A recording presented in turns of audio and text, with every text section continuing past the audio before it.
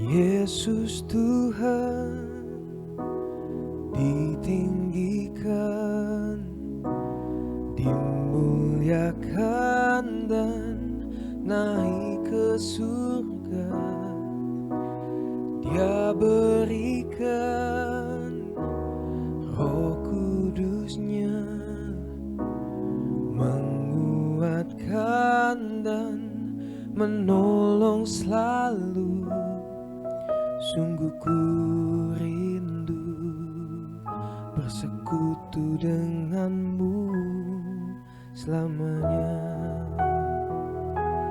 Allah Roh Kudus, jamah hatiku dengan urapanmu. Rindu selalu dekat denganmu, tinggal di hadiratmu.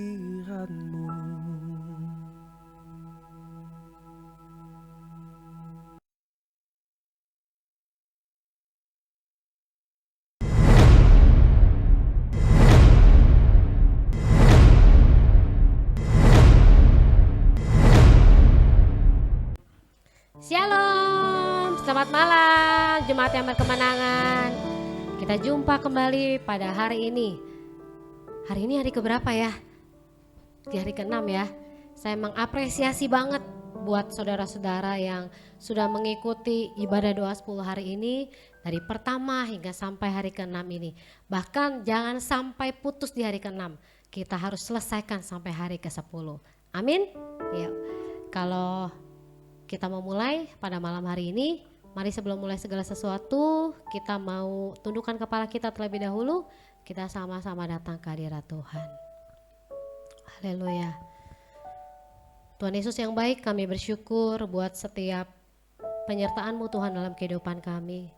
Kami bersyukur juga Tuhan, jika Engkau memberikan kepada kami hati yang setia, di mana kami boleh mengikuti ibadah doa 10 hari ini Tuhan, hingga sampai hari ke-6 pada hari ini.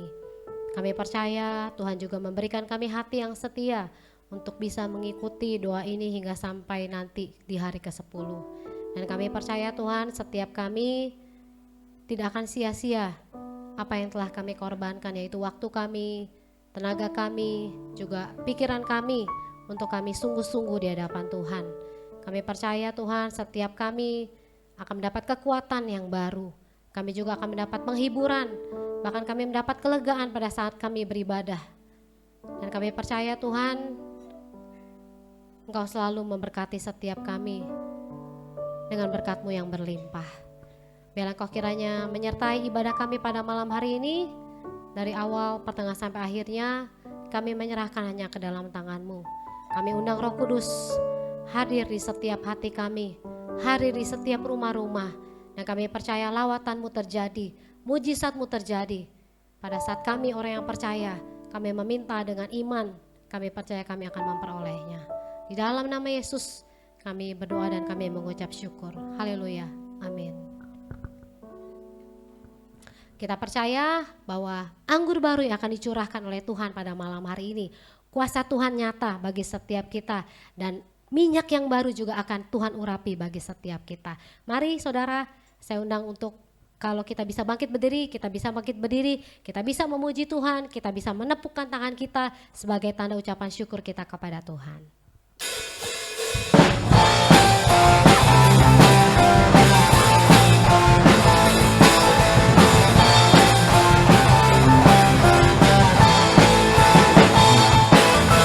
Roh Kudus tercurah di tempat ini, urapannya yang ajaib memulihkan umatnya. Roh Kudus tercurah bagi gereja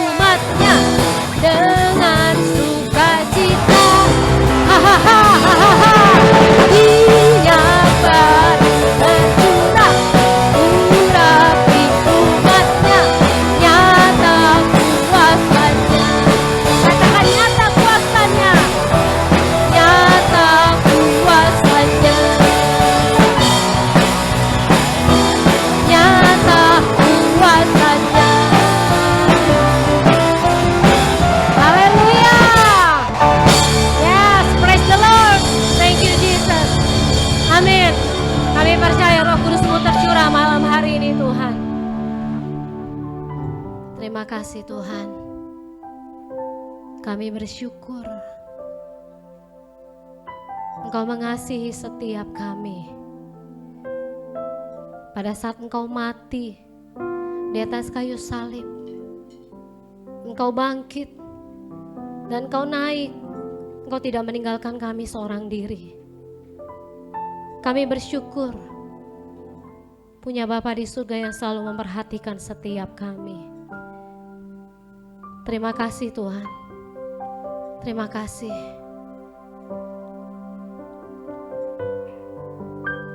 Yesus Tuhan ditinggikan, dimuliakan dan naik ke surga. Dia berikan Roh Kudusnya untuk menguatkan dan menolong selalu. Sungguh ku rindu bersekutu denganmu selamanya. Allah Roh Kudus jamah hatiku dengan urapanmu. Rindu selalu dekat denganmu, tinggal di hadiratmu. Terima kasih Tuhan. Yesus Tuhan ditinggikan, dimuliakan dan naik ke surga. Dia berikan Roh Kudusnya untuk menguatkan dan menolong selalu. Sungguh ku rindu bersekutu denganmu selamanya. Allah Roh Kudus jamah hatiku dengan urapanmu. Rindu selalu dekat denganmu, tinggal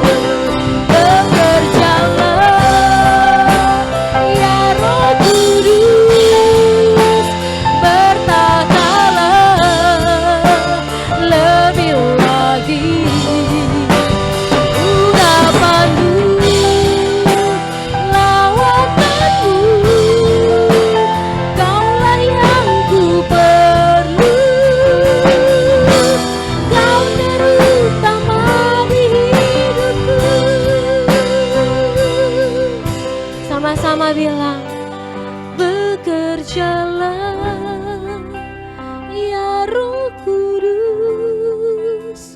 bertatalah lebih lagi urapanmu, lawatanmu. Kaulah yang ku perlu, Kau terutama di hidupku.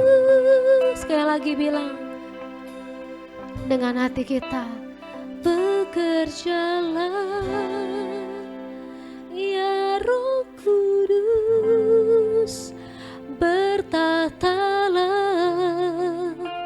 lebih lagi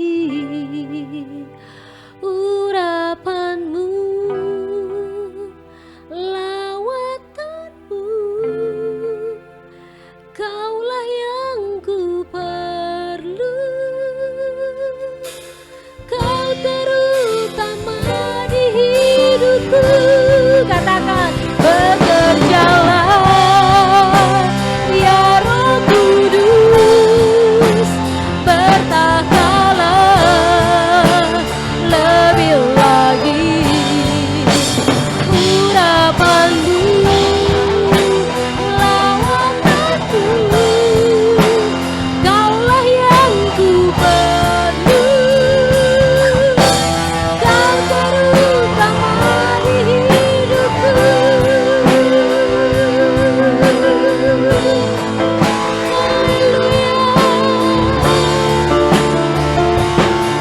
Kami perlu Engkau, kami perlu Engkau Tuhan, kami perlu Engkau Roh Kudus.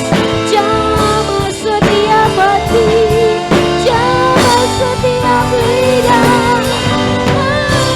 Haleluya, bekerjalah Tuhan, bekerja. Penuhi kami perlu Roh-Mu Tuhan. Kami rindu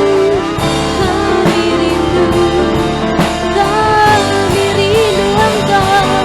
Biarlah Engkau melihat setiap hati. Kami rindukan hadir-Mu memenuhi setiap kami. Hinayaralabasika, kami perlu Engkau Roh Kudus. Jamah setiap hati Tuhan, Kau melihat setiap hati yang haus. Kami rindu, jamah kami, urapi kami. Hinayaralabasika, namayaralabayas. Haleluya,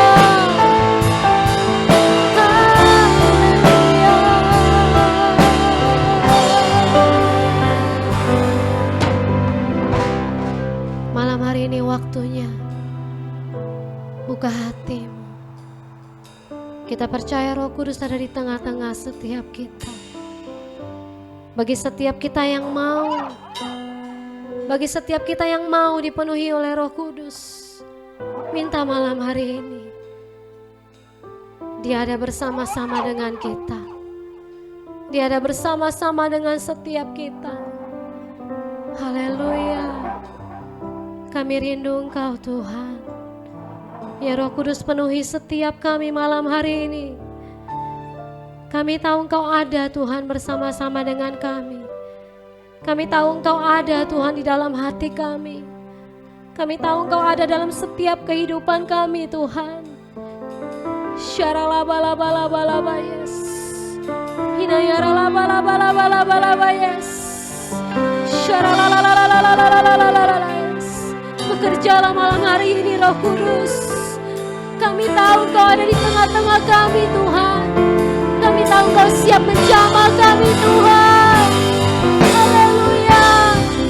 Syaralabayaralabayaralabayas, syaralabalabalabalabalabalabas.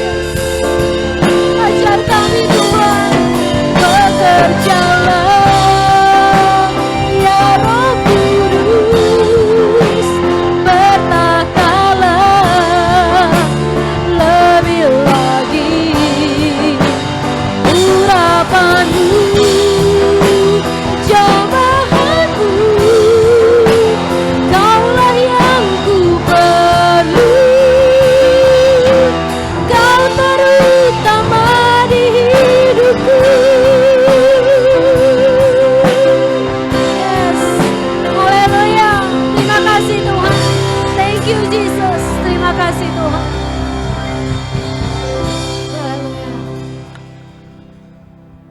Bapak Ibu Saudara sekalian, sebelum kita masuk dalam firman Tuhan, mari kita satu di dalam doa terlebih dahulu. Bapa dalam kerajaan surga, terima kasih Tuhan untuk kesempatan pada malam hari ini di mana kami memasuki hari ke-6 dalam rangkaian doa 10 hari. Mari Roh Kudus, Engkau memimpin di dalam firman pada malam hari ini agar supaya kami semakin mengerti dan selalu senantiasa mengingat akan kebaikan Tuhan di dalam kehidupan kami. Roh Kudus yang memimpin, Roh Kudus yang mengurapi kepada hamba-Mu dalam menyampaikan firman-Mu, agar supaya setiap perkataan yang keluar adalah isi hati Tuhan bagi setiap jemaat yang akan mengikuti ibadah doa 10 hari ini. Berfirmanlah Tuhan, karena kami siap untuk mendengarkannya. Di dalam nama Tuhan Yesus kami berdoa dan mengucap syukur. Haleluya, amin, amin. Bapak Ibu Saudara sekalian, hari ini kita masuk di hari yang ke-6 dalam rangkaian ibadah doa 10 hari. Nggak terasa tahu-tahu kita udah masuk hari yang ke-6. Tetap semangat dan harus semangat senantiasa untuk mengikuti acara doa 10 hari ini hingga selesai nanti. Ya. Masih ada 5 hari dengan hari ini. Ya, ini hari ke-6, masih ada hari ke-7, ke-8, ke-9, dan ke-10. Kalau udah bisa mengikuti sampai dengan hari ini, tetap terus mengikuti supaya kita selesai di hari yang ke-10, di hari Minggu yang akan datang. Ya. Dan tema kita hari ini dalam tema di hari yang ke-6 ini adalah kebaikan. Kebaikan. Dan ayat yang diberikan untuk menjadi bacaan kita pada malam hari ini adalah di dalam kitab Mazmur. Di dalam kitab Mazmur 103 ayat yang pertama sampai dengan yang kelima. Mazmur 103 ayat 1 sampai dengan yang kelima. Ya. Mari kita baca di dalam kitab Mazmur 103 ayat yang pertama sampai dengan yang kelima. Ayat yang pertama dari Daud. Pujilah Tuhan, hai jiwaku. Pujilah namanya yang kudus, hai segenap batinku. Ayat yang kedua, pujilah Tuhan. Sekali lagi Mazmur Daud mengingatkan kepada kita dan juga kepada dirinya sendiri, kepada Daudnya sendiri.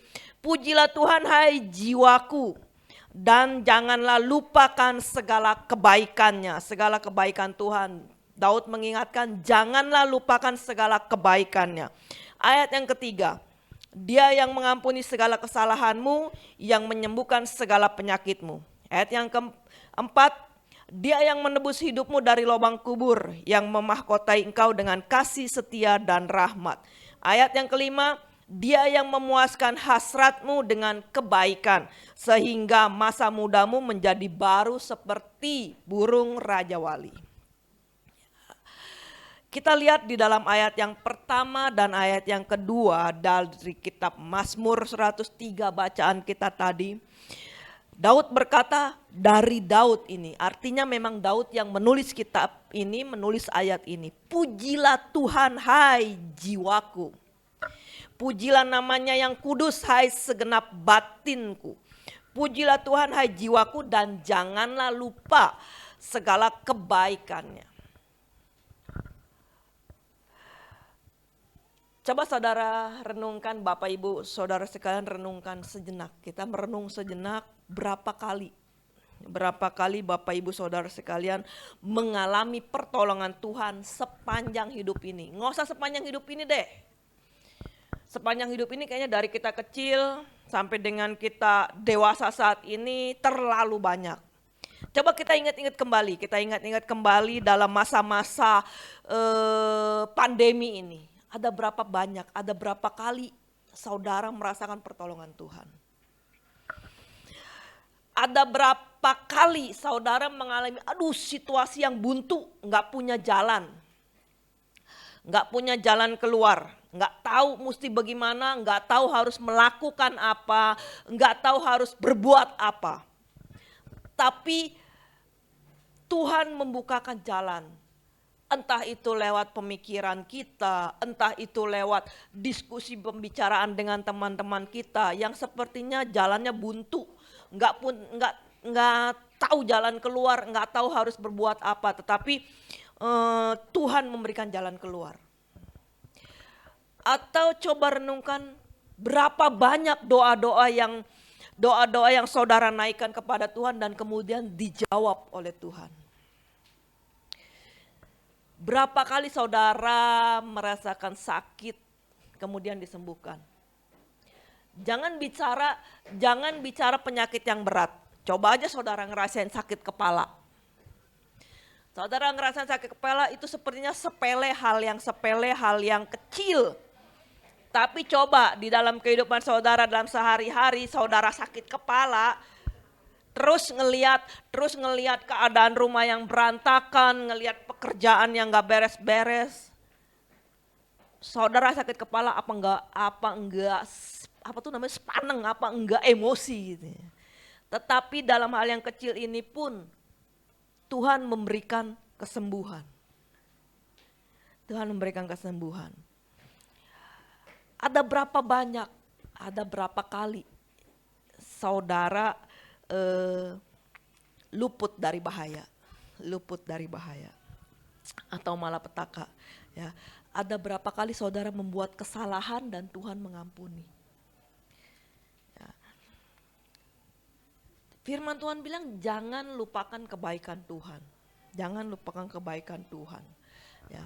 Ada seringkali kita nggak sadar, nggak ngeh gitu loh, nggak ngeh bahwa itu pertolongan Tuhan. Contohnya gini, beberapa waktu yang lalu waktu saya mau keluar dari tempat parkir, waktu saya mengambil dokumen di satu perusahaan. Nah, waktu keluar parkiran itu ada motor melawan arah. Dan saya tuh belum berjalan, baru keluar sedikit, ban depan saya tuh baru keluar sedikit dari tempat parkiran, karena saya tahu itu di pinggir jalan dan banyak orang melawan arah. Jadi saya tahu, saya jalan perlahan dan saya sempat berhenti karena saya melihat ada motor melawan arah. Dan motor itu udah tahu melawan arah, dia berjalan dengan kencangnya. Dan posisi saya masih berhenti, tapi karena ban depan saya udah istilahnya nongol keluar, karena dia kencang jalannya, dia tidak bisa mengendalikan dia karena ada mobil juga di situ, dan saya berada di posisi di tidak jauh dari belakang mobil tersebut. Jadi itu motor tidak bisa mengendalikan motornya. Ya, saya dalam posisi diam. Dan motor itu dia jalan melaju dengan kencangnya, akhirnya karena dia tidak bisa mengendalikan, dia menyenggol ban depan motor saya. Karena posisi saya diam, dia senggol dengan sedemikian kencangnya, saya sempat merosot dari posisi duduk saya di jok motor, dan orang yang nabrak saya itu jatuh terguling.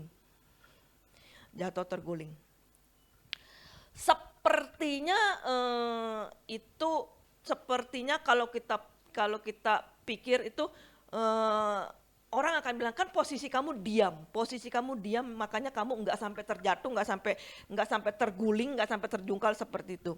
Jadi sepertinya itu bukan pertolongan Tuhan. Tapi Daud mengingatkan, jangan lupakan kebaikan Tuhan. Seandainya saya enggak menahan diri saya untuk keluar secara perlahan dan berhenti untuk menengok kiri kanan, tabrakan itu enggak mungkin dihindari dan pasti sama-sama terguling. Karena saya keluar nyelonong, dia jalan kencang, itu pasti terguling. Dan itulah pertolongan Tuhan. Karena tanpa pertolongan Tuhan saya pasti terguling, karena sama-sama berjalan dan itu sama-sama kencang, itu pasti sama-sama terguling. Tetapi dengan pertolongan Tuhan akhirnya saya bisa cuma merosot dari tempat duduk dan pinggul saya ini sempat nyentuh bagian depan, ya sempat biru-biru juga sih gitu. Tapi itulah pertolongan Tuhan yang harus kita renungkan, yang harus kita ingat gitu loh. bahwa pertolongan Tuhan di dalam kehidupan kita itu begitu nyata, begitu jelas, begitu banyak di dalam kehidupan kita yang tidak boleh kita lupakan, gitu ya. Ya. Itu sebabnya di dalam dua ayat yang pertama dalam Mazmur 103 itu Daud berseru kepada dirinya sendiri dan mengajak kepada kita untuk melakukan dua hal ini. Yang pertama adalah pujilah Tuhan. Ya, yang pertama pujilah Tuhan. Jadi untuk segala sesuatu yang terjadi di dalam kehidupan kita, pujilah Tuhan ya. Di dalam masa-masa pandemi COVID-19 ini begitu banyak orang yang kehilangan pekerjaan, begitu banyak orang yang kehilangan penghasilan, begitu banyak orang yang kehilangan keluarga terkasih, begitu banyak orang yang kehilangan harta benda, anggota keluarga gitu ya. Dunia itu selalu bergoncang ya. Tetapi Daud mengingatkan pujilah Tuhan. Dengan segala apa yang terjadi di dalam kehidupan kita, kita harus mengingat untuk kita memuji Tuhan senantiasa. Pujilah Tuhan, hai jiwaku. Jiwa itu jiwa dari segenap perasaan kita, dari segenap pikiran kita. Puji Tuhan, pujilah Tuhan gitu. Pujilah Tuhan. Ya. Dunia terus bergoncang, dunia terus berputar, sepertinya tidak semakin baik, tetapi keadaan dunia ini semakin menjadi susah buat kita gitu ya. Ya, tetapi kita harus ingat bahwa ada satu pribadi yang tidak akan pernah berubah, yaitu Tuhan Yesus. Sebagaimana tertulis di dalam Ibrani 13 ayat 8, firman Tuhan bilang begini, Yesus Kristus tetap sama, baik kemarin maupun hari ini dan sampai selama-lamanya. Ini kecepatan ya, baru poin yang pertama ya. Jiwa kita ini harus memuji Tuhan, ya. Di dalam roh kita ini senantiasa kita bukan cuma dari bibir, mulut, lidah kita, tapi juga roh kita nih, jiwa. Hati kita, pikiran kita untuk senantiasa memuji Tuhan. Pujilah Tuhan. Jadi pada saat saudara menyanyi, pada saat saudara memuji Tuhan, bukan cuma sekedar dari bibir, mulut, lidah saudara memuji Tuhan, bukan cuma sekedar dari bibir, bukan dari sekedar mulut kita untuk menyanyi memuji Tuhan, bukan. Tetapi pujilah Tuhan pada saat saudara memuji nama Tuhan, naikkan dengan segenap hati, dengan segenap jiwa, dengan segenap pikiran. Puji Tuhan dengan sungguh-sungguh. Ungkapkan perasaan kita, ungkapkan keinginan hati kita untuk memuji Tuhan dengan sungguh-sungguh. Karena firman Tuhan, pujilah Tuhan hai jiwaku dengan segenap batin. Nah, yang pertama Daud mengingatkan pujilah Tuhan, dan hal yang kedua adalah jangan lupakan segala kebaikannya. Ya. Masalah dan persoalan yang kita hadapi di dalam kehidupan kita itu seringkali membuat kita lupa. Akan kebaikan Tuhan. Tetapi kita tuh gampang mengingat setiap orang yang menyakiti hati kita. Kita tuh gampang ingat kalau ada orang ngata-ngatain kita.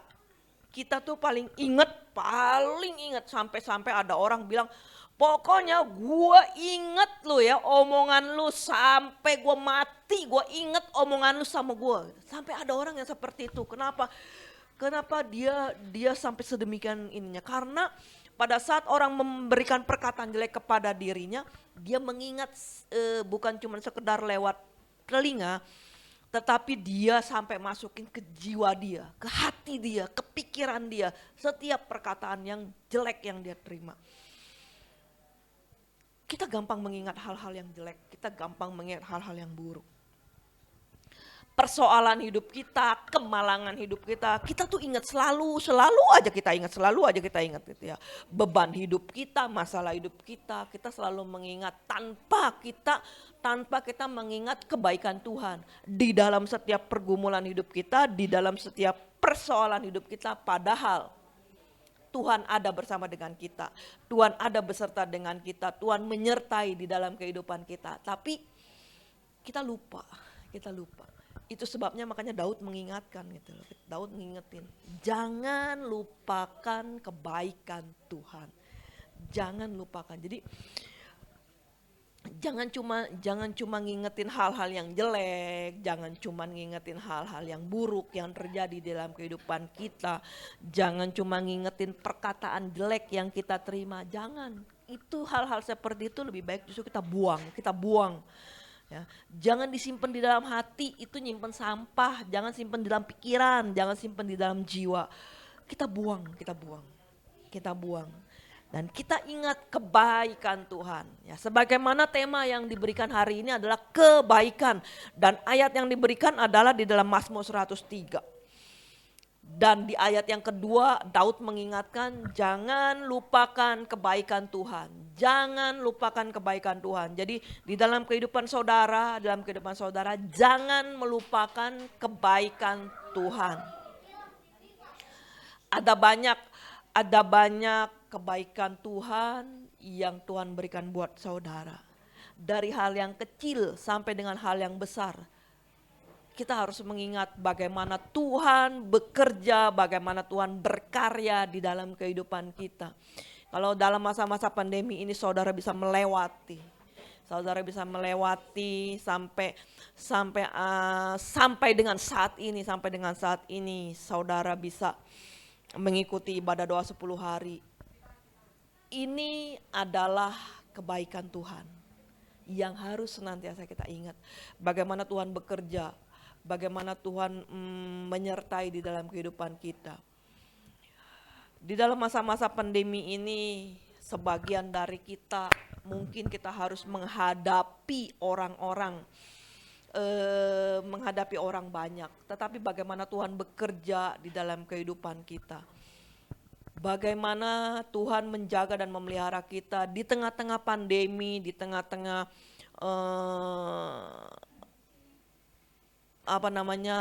COVID yang lagi tinggi-tingginya, yang lagi banyak terjadi, banyak orang yang terkena. Tapi sebagian dari kita mungkin masih harus bekerja.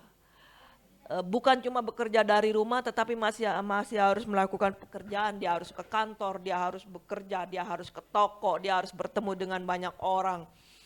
Tapi kalau saudara, Bapak Ibu saudara bisa melewati itu semua, itu merupakan kebaikan Tuhan.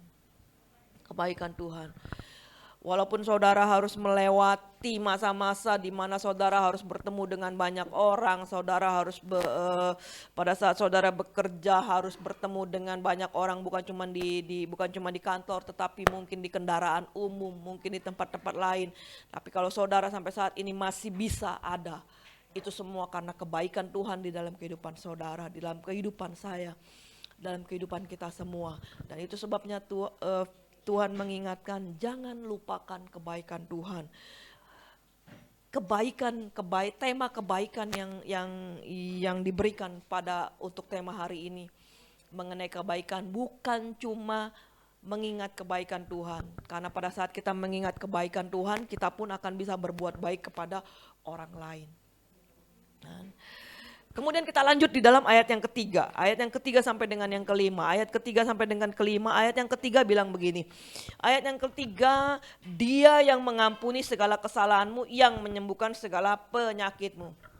Mazmur 103 ayat yang kelima, ayat 3 sampai dengan 5 mengingatkan kita akan kebaikan Tuhan yang telah Tuhan nyatakan di dalam kehidupan kita.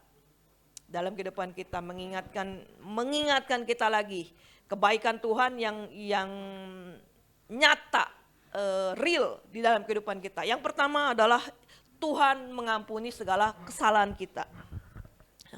Tuhan mengampuni segala kesalahan kita ya. Sejatinya sebenarnya ya dalam kehidupan itu manusia berdosa itu ya, kita sebagai manusia berdosa itu, kita yang diperlukan oleh kita adalah kasih karunia Tuhan. Kasih karunia Tuhan. Karena sebagai orang berdosa, sebagai orang yang penuh dengan dosa, seharusnya kita binasa. Tetapi Tuhan mengampuni segala kesalahan kita sampai dia rela mati di kayu salib cuma untuk menebus dosa-dosa kita. Nah, lewat pengampunan yang Tuhan berikan, lewat penebusan dosa yang dilakukan oleh Tuhan, sehingga kita bisa dipulihkan, kehidupan kita bisa dipulihkan, kita ditebus, kita tidak lagi hidup dalam kebinasaan, tetapi kita ditebus, kita diangkat dari dosa, kita diangkat dari lumpur dosa karena Tuhan sudah karena Tuhan sudah mengampuni, Tuhan sudah menebus setiap dosa-dosa kita. Ya. Ini adalah kasih karunia Tuhan yang begitu luar biasa dalam kehidupan kita. Ya. Kebaikan ini harus kita ingat, kebaikan Tuhan, bahwa Tuhan itu mengampuni dosa kita. Kita harus senantiasa mengingat bahwa kehidupan kita ini ditebus oleh Tuhan. Itu semua karena kasih dan anugerah Tuhan, kasih karunia Tuhan di dalam kehidupan kita. Sehingga dia mengampuni segala kesalahan kita. Yang kedua, ya, di ayat yang ketiga sampai dengan kelima kita belajar mengingat akan kebaikan Tuhan yang Tuhan sudah nyatakan dalam kehidupan kita. Yang pertama, ia mengampuni segala kesalahan kita. Yang kedua, ia menyembuhkan segala penyakit kita. Yang kedua, ia menyembuhkan segala penyakit kita. Penyakit di sini kita tidak berbicara tentang penyakit tubuh doang, gitu ya. Kita nggak cuma bicara tentang penyakit tubuh aja. Penyakit dalam tubuh kita Tuhan sudah sembuhkan. Saat kita berdoa kita mungkin mengalami kesembuhan yang Tuhan berikan dalam kesembuhan. Tetapi di dalam ayat yang ketiga Tuhan bilang yang menyembuhkan, ayat dari awal kalimat yang mengatakan dia yang mengampuni segala kesalahan. Setelah mengampuni segala kesalahan kita, dia menyembuhkan segala penyakit. Artinya Tuhan bukan cuma menyembuhkan penyakit dalam tubuh kita, tetapi Tuhan juga menyembuhkan jiwa kita ya. Makanya di kalimat awalnya itu mengampuni dulu. Tuhan mengampuni dulu kesalahan kita. Nah, mengampuni dulu kesalahan kita dan menyembuhkan segala penyakit. Jadi artinya menyembuhkan penyakit di dalam ayat yang ketiga ini bukan cuma menyembuhkan penyakit tubuh, tapi juga penyakit yang ada di dalam jiwa kita. Apa sih penyakit di dalam jiwa kita? Contohnya iri hati. Kita iri sama orang-orang, sama teman-teman kita yang berhasil. Kita iri sama orang-orang yang kehidupannya lebih baik dari kita. Itu penyakit. Kalau didiemin itu akan merusak jiwa kita gitu loh, merusak jiwa kita. Jadi bawaannya iri, bawaannya kesel, karena bawaannya ngiri dan kesel, akhirnya kita bisa loh karena kita ngiri sama teman, kita ngiri sama orang yang berhasil, akhirnya kita membuat dosa, membuat kabar yang tidak benar, bisa. Gitu. Makanya Tuhan bicara kesembuhan ini bukan cuma kesembuhan fisik, tapi juga kesembuhan hati, kesembuhan jiwa. Mungkin juga kita hidup di dalam ketakutan, dalam depresi, ketakutan. Kita hidup dalam kemarahan yang luar biasa. Ada luka di dalam batin kita, ada luka di dalam kehidupan kita. Ataupun ada luka masa lalu kita, gambar diri kita rusak. Firman Tuhan mengingatkan bahwa dia menyembuhkan segala penyakit. Kalau Tuhan sudah mengampuni dosa kita, mengampuni segala kesalahan kita, maka Tuhan juga akan menyembuhkan. Sekali lagi bukan cuma penyakit fisik, tapi juga masalah penyakit kerohanian kita. Kemalasan kita, iri hati kita, ketamakan kita, keserakahan kita, luka batin, trauma, gambar diri yang rusak, ketakutan, kepahitan, semuanya Tuhan bisa sembuhkan. Ya, Tuhan menyembuhkan segala sakit penyakit kita. Ya. Karena Tuhan punya rancangan yang indah di dalam kehidupan kita. Makanya Tuhan mengampuni kesalahan kita, menyembuhkan luka kita, karena Tuhan punya rancangan yang indah untuk kehidupan kita di masa-masa yang akan datang. Makanya jangan lupakan kebaikan Tuhan. Dalam firman Tuhan di dalam Yeremia 29 ayat 11 bilang begini. Sebab aku ini mengetahui rancangan-rancangan apa yang ada padaku mengenai kamu, mengenai saya. Demikianlah firman Tuhan, yaitu rancangan damai sejahtera dan bukan rancangan kecelakaan untuk memberikan kepadamu hari depan yang penuh harapan. Yang penuh harapan. Karena Tuhan sudah mengampuni dosa kita, Tuhan sudah menyembuhkan luka batin kita, Tuhan sudah menyembuhkan luka fisik kita. Tuhan punya rancangan yang indah buat kehidupan masa depan kita. Yang ketiga di dalam ayat yang ketiga sampai dengan kelima, mengingat kebaikan Tuhan yang Tuhan nyatakan dalam kehidupan kita. Yang ketiga adalah Dia menebus hidup kita dari lubang kubur. Dia menebus hidup kita dari lubang kubur. Artinya gini, kitab Mazmur ini memberikan penghiburan di tengah-tengah ancaman kematian bagi semua orang. Kematian bagi banyak orang.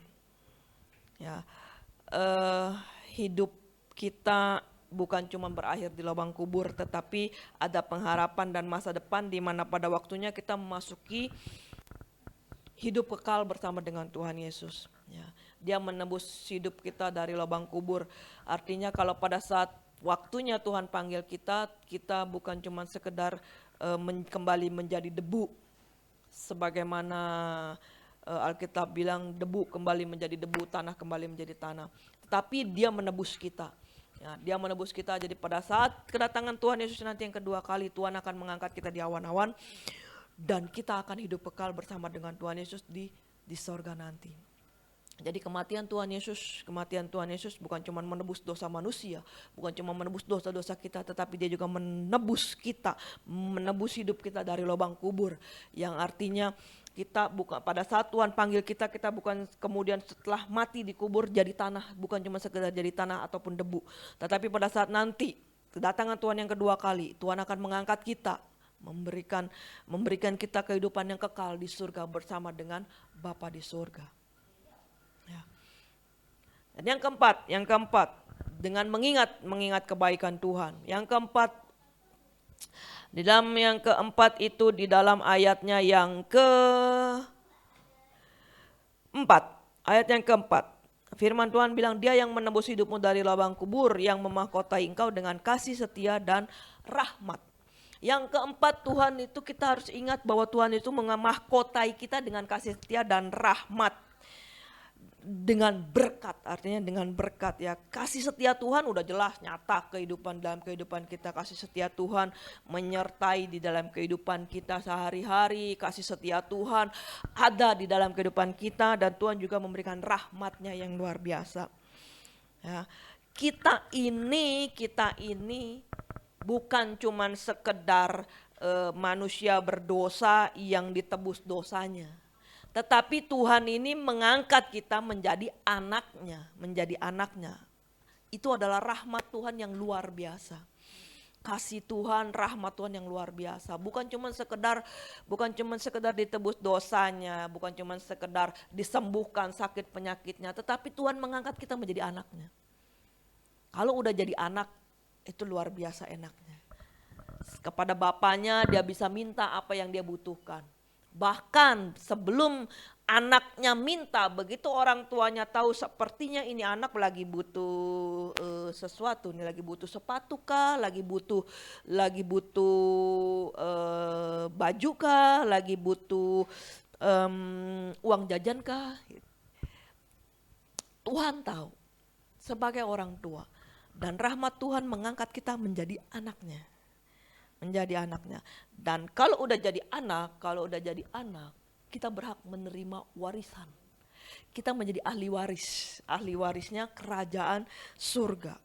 Ahli warisnya kerajaan surga apa? Hidup kekal di surga nanti. Ya, hidup kekal di surga nanti. Ya. Makanya kita harus ingat dulu, kita harus senantiasa mengingat kebaikan Tuhan di dalam kehidupan kita. Mengingat kebaikan Tuhan di dalam kehidupan kita. Bahwa kita ini adalah anak-anak Allah yang luar biasa. Kemudian yang kelima ada di dalam ayatnya yang kelima. Di dalam ayat kelima, Mazmur 103 ayat yang kelima. Yang kelima, Dia yang memuaskan hasratmu dengan kebaikan, sehingga masa mudamu menjadi baru seperti pada burung Raja Wali. Nah, Apa yang dimaksud dengan menjadi baru seperti burung Raja Wali? Raja Wali atau burung elang ini adalah burung yang mempunyai usia panjang. Burung Raja Wali ini bisa hidup sampai 70 tahun. Sama seperti manusia. Ya, 70 sampai 80 tahun. Dan Raja Wali ini bisa hidup sampai sekitar 70 tahun. Tetapi sebelum Raja Wali ini masuk di dalam usianya sampai dengan usia yang ke-70 tahun, dia harus melewati satu proses. Di usia dia yang ke-40, di usia Raja Wali ini usia Raja Wali yang ke-40 ini, Raja Wali mulai merasakan kesusahan, mulai merasakan kesulitan. Kenapa? Paruhnya Raja Wali ini udah semakin panjang. Kemudian sayapnya ini, bulu-bulunya ini udah semakin berat, gitu ya, makin berat. Jadi paruhnya itu udah sering matok sama dirinya dia sendiri. Dan bulu-bulunya itu membuat dia keberatan waktu dia terbang. Keberatan. Jadi memasuki usia 40 ini kehidupan Raja Wali ini udah mengalami kesusahan, mengalami kesulitan itu. Nah, kalau Raja Wali ini mau hidup lebih panjang lagi, mau hidup sampai dengan 70 tahun, maka Raja Wali ini harus mencari tempat yang tinggi, di tebing-tebing begitu ya, di puncak-puncak gunung gitu. Dia harus ke tempat tinggi. Kenapa dia harus ke tempat yang tinggi? Karena dia akan mengalami satu proses yang menyakitkan diri dia. Setelah dia sampai di tempat yang tinggi, sampai tempat tebing ataupun gunung gitu ya, dia akan mematok paruhnya ini ke tebing. Paruhnya ini sampai ini lepas gitu loh, paruhnya itu sampai dia copot. Dan setelah paruhnya copot itu dia harus berdiam diri lagi, itu sampai paruhnya ini tumbuh lagi. Kemudian setelah paruhnya tumbuh, dia akan matok cakarnya dia yang udah mulai tua. Dia patok sampai cakarnya itu juga copot. Setelah cakarnya copot, dia harus berdiam diri lagi. Untuk proses pemulihan sampai dengan cakarnya itu tumbuh lagi. Dan ini proses yang menyakitkan buat burung Raja Wali, dan banyak Raja Wali yang gugur juga, banyak yang mati karena tidak bisa melewati proses ini. Kenapa? Karena pada saat proses ini berlangsung, dia gampang diterkam oleh binatang yang lain untuk menjadi mangsanya. Dan proses ini bukan proses waktu yang sebentar. Setelah dia mematahkan, setelah cakarnya tumbuh baru, paruhnya tumbuh baru, cakarnya tumbuh baru, dia masih harus melewati satu proses lagi.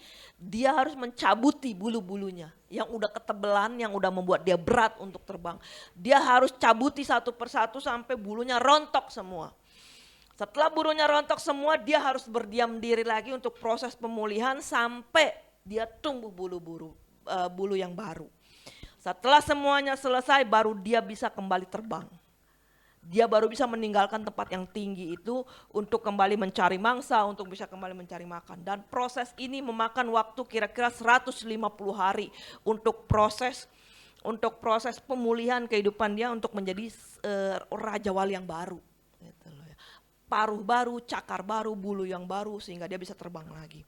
Dan inilah gambaran yang diberikan Tuhan buat kita sebagai anak-anaknya.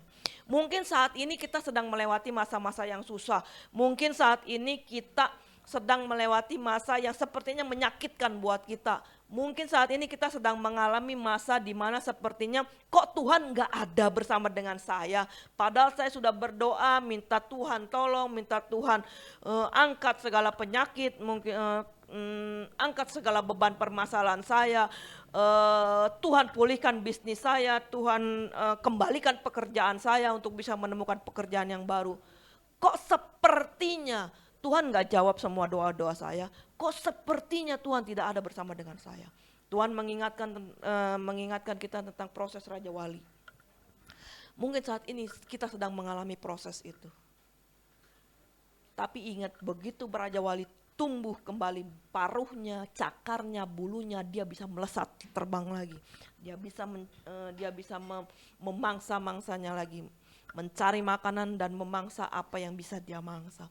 Dan Tuhan menginginkan kita setelah kita melewati masa ini, setelah kita melewati masa-masa yang sukar ini, Tuhan ingatkan jangan lupakan kebaikan Tuhan, jangan lupakan kebaikan Tuhan. Karena setelah kita melewati masa-masa ini, kita akan melihat bahwa Tuhan senantiasa beserta dengan kita, bahwa Tuhan senantiasa ada bersama dengan kita, dan kita bisa mengatakan bahwa Tuhan Yesus itu baik, bahwa Tuhan Yesus itu ternyata Tuhan Yesus itu tidak pernah meninggalkan kita. Dan seringkali kitalah yang meninggalkan Tuhan. Begitu kesusahan datang, kita lari ke orang lain, kita lari dari Tuhan, kita menjauh dari Tuhan. Padahal Tuhan ada bersama dengan kita. Itu sebabnya Tuhan ingetin, jangan lupakan kebaikan Tuhan. Saat masalah datang, saat pergumulan datang, firman Tuhan bilang pujilah Tuhan, bukan cuma dari bibir, mulut, lidah kita, tapi pujilah Tuhan dari jiwa kita, dari batin kita, segenap pikiran kita, segenap hati kita, puji Tuhan.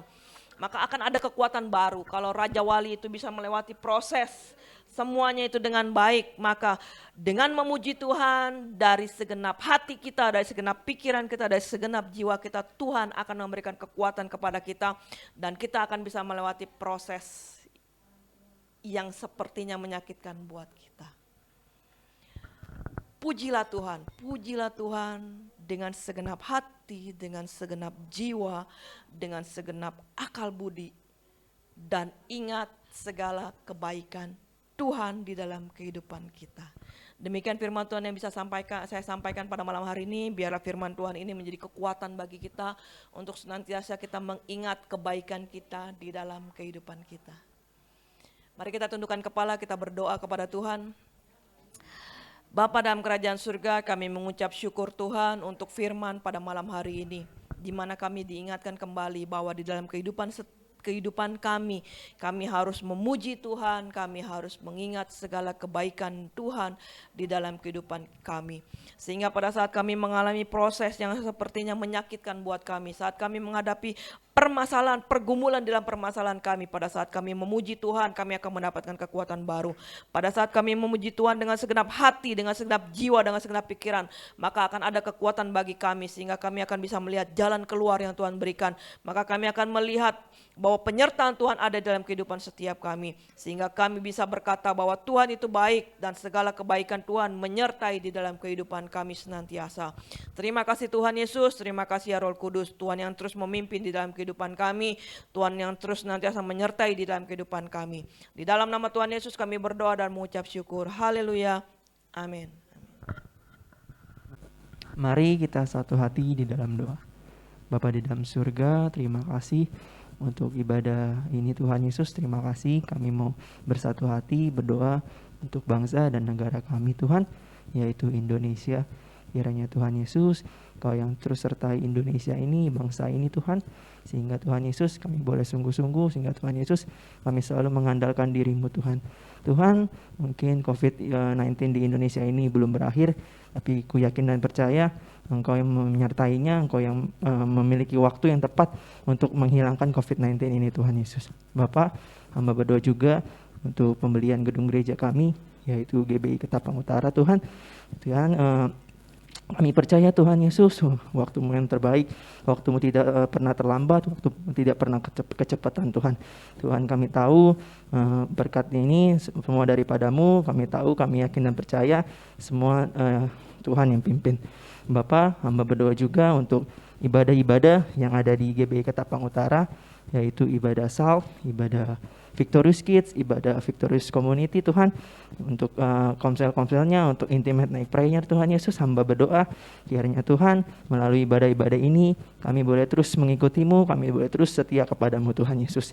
Di dalam nama-Mu kami berdoa mengucap syukur. Haleluya, amin. Mari kita arahkan hati kita pada Tuhan, kita akan terima berkat Tuhan saat ini. Tuhan memberkati engkau dan melindungi engkau. Tuhan menyinari engkau dengan wajah-Nya dan berikan engkau kasih karunia. Tuhan menghadapkan wajah-Nya padamu dan berikan engkau damai sejahtera. Dalam nama Yesus kami sambut berkat Tuhan pada malam hari ini. Mari sudah berkati Tuhan, sama-sama katakan amin.